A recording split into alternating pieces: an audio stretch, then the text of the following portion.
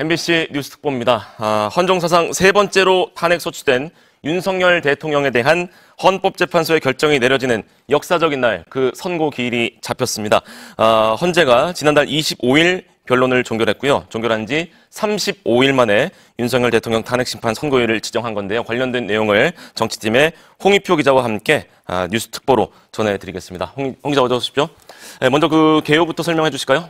네, 방금 말씀 주셨듯이 헌법재판소가 4월 4일 윤석열 대통령 탄핵 사건에 대해서 선고기일을 4월 4일 오전 11시 대심 판정에서 있을 예정이라고 밝혔습니다. 예. 이건 지난해 12월 4일 윤 대통령이 탄핵 소추된 때로부터 111일 만인데요. 예. 지난달 25일 변론을 종결하고 재판관 평의에 돌입한 때로부터는 38일 만에 선고가 나오게 되는 셈입니다. 예. 이때 헌재가 탄핵 소추를 받아들이면 윤 대통령은 파면되고 이걸 기각하거나 각하할 경우에는 다시 직무에 복귀하게 됩니다. 그렇죠. 또 파면 결정에는 현직 재판관 지금 8명이죠. 8명 가운데 6명 이상의 찬성이 필요하고요. 예. 오늘 헌재는 아울러서 오늘 선고 기일에 방송사들의 생중계와 일반인의 방청도 허용한다고 밝혔습니다. 예. 또 박근혜 전 대통령 탄핵 사건 때도 헌재는 생중계를 허용했었는데요. 예. 국회는 이미 윤 대통령이 지난해 12월 3일 비상계엄을 선포하고 국회와 중앙선거관리위원회에 군을 투입하는 과정에서 헌법과 법률을 어겼다는 이유로 탄핵 심판에 넘겼습니다. 네. 이에 대해서 윤 대통령 측은 비상계엄은 경고성이었고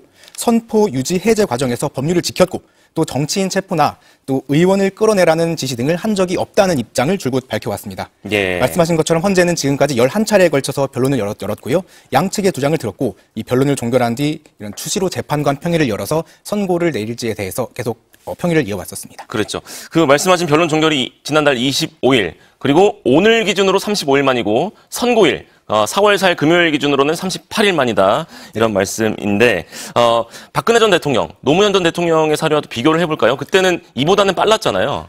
네, 말씀하신 것처럼 우리가 이 헌재 선고에 대해서 말을 했을 때 예. 헌재가 이례적으로 숙고를 이어가고 있다, 장고가 계속되고 있다 이런 식으로 우리가 표현을 해왔지 않습니까? 그렇죠. 말씀하신 것처럼 노무현 전 대통령 때와 박근혜 전 대통령 때 말씀하신 것처럼 탄핵 선고에 이르기까지 상당히 지금 걸린 시간보다는 짧게 이어왔었는데요. 예. 아무래도 당시에는 이제 관련 사건에 대해서 재판관들이 평의를 이어오는 내용들이 좀 더 이번 사건에 비해서 좀 더 엄중하다고 할 수는 없었겠지만 예. 재판관들이 좀 더 무게를 두고 특히 이번 윤석열 대통령 사건에 대해서는 또 어떤 면에서의 중대한 결함이 있었는지에 대해서 좀 더 심도 깊게 평의를 이어가는 과정이 길어졌던 걸로 생각됩니다.